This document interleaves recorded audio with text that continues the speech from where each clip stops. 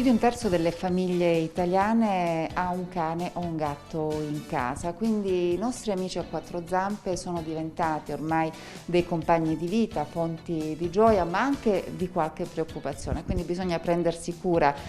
di loro non solo per quanto riguarda l'alimentazione, bisogna dare molta attenzione ma bisogna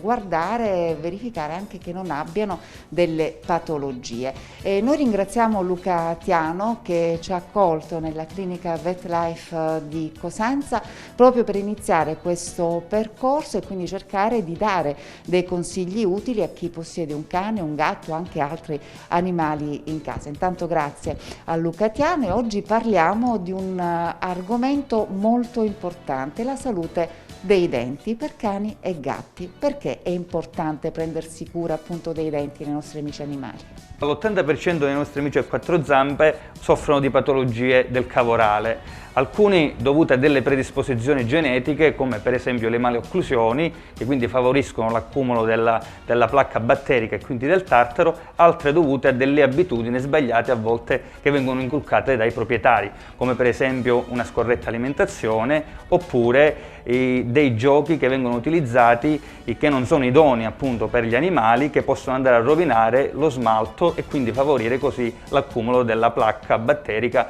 e del tartaro. Oggi è importante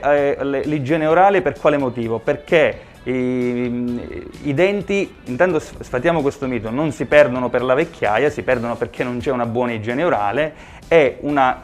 importante carica batterica in bocca può favorire lo sviluppo di patologie anche per esempio cardiache o gastrointestinali o qualora ci fossero già possono aggravare dei quadri patologici del genere. Come si interviene allora? Si fa un'ablazione del tartaro, quindi si va a togliere tutto il tartaro che si trova sia sotto la gengiva, quindi quello sottogengivale, che quello sulla parte esposta. Si fa una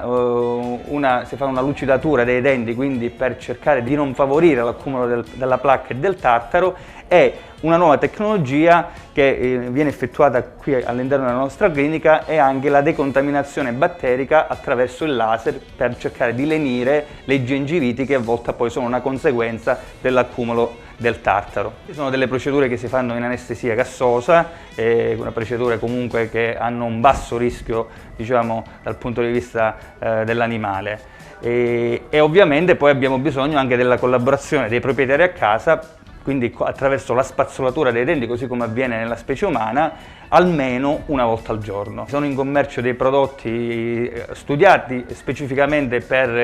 sia per i cani che per i gatti. Mi riferisco sia allo spazzolino perché hanno una forma particolare che consente di spazzolare gli elementi dentali e non la gengiva, perché altrimenti andiamo ancora di più a irritare una gengiva già irritata, e dei dentifrici che vengono studiati appositamente per i cani e che quindi anche se viene ingerito una parte del prodotto non è assolutissimamente pericoloso. Grazie davvero al dottor Luca Tiano, grazie anche a voi, ci vediamo alla prossima, arrivederci.